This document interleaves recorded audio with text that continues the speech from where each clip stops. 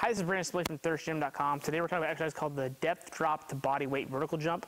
It's a plyometric progression you can put in your training programs for your athletes to work on triple extension, power development, and improving vertical jump. I really like this for an introduction to depth drops after our athletes have begun to master that particular aspect of plyometrics, because then we can begin to work on decreasing ground contact time after we've done one jump or some kind of power exercise to begin with.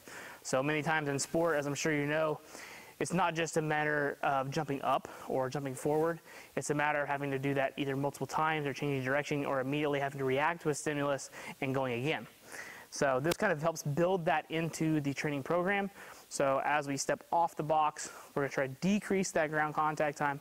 That stretch shortening cycle is going to kick in and help us learn how to deliver that pop a little bit better than if we just had a regular body weight vertical jump. So what we're going to do, get some kind of box, start relatively low, know your athlete's vertical. Before you do this, you don't want to have them do a depth drop from a position that they haven't jumped from in the past. So if they're very new to training, you're not going to have their depth drop. If they got a 12-inch vertical, you're not going to have their depth drop at 18 inches. It's too much. They're not going to be able to control the the depth drop off the box to be able to keep good quality landing mechanics and then be able to reapply the force to the next jump. So, if they have, let's say, a 12-inch vertical, start them around 6, 9, 10 inches to get them used to it, and then you can build them up over time as they're able to maintain that position, and that's what's the benefit here, I think, of part of this exercise.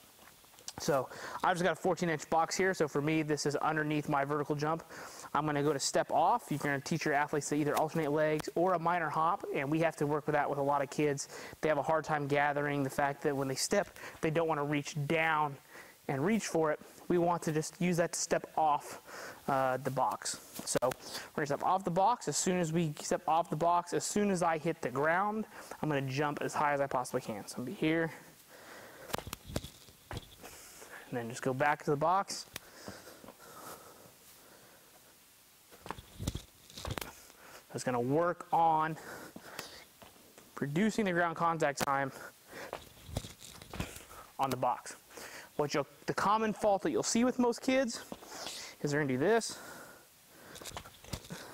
or they're going to hit the ground really hard, squat down, and then try to go. I want to try to prevent those last two things. Just hit the ground and go.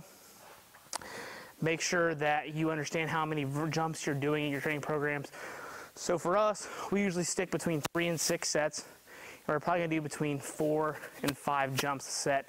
Every now and then we'll do 3s if we got maybe 6 sets or so. So we usually pair this with some kind of speed and agility work as well to maximize our time.